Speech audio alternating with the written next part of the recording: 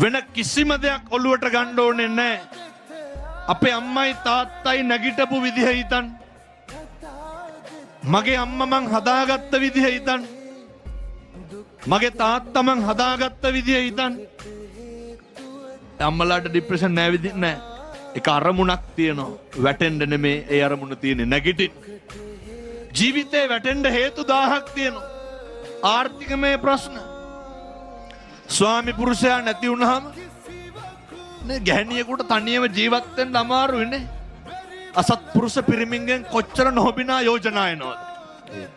මේවත් තරහාගෙන දරුවොත් හදාගෙන කුලී වැඩ කරගෙන රැකී ආරක්ෂා කරගෙන සමිතියට තියෙන පොඩි ණය තුරහත් ගෙවාගෙන ගමේ කඩෙන් බඩට ණයට බඩු අරගෙන පොතට බඩු අරගෙන අපේ ගම්වල එහෙමනේ. ඒ ටිකත් කොහොම හරි ගෙවාගෙන කෝ ડિප්‍රෙෂන්. මොකක්ද ඔය අම්මගේ ඔළුවේ තියෙන එකම දේ මොකක්ද? දරුවෝ ටික ලොකු මහත් කරන එක විතරයි. මතක තියාගන්න.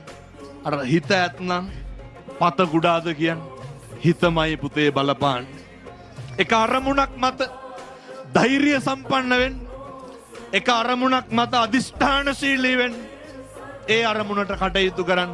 ඒ අරමුණු ජය ගන්න මේ තරුණ මහත්තුරුන්ට මේ පුරපසලක් 15ක් පොය දවසේ තුරුණන්ගේ ආශිර්වාදය ලැබේවා කියලා අපි ප්‍රාර්ථනා කරමු.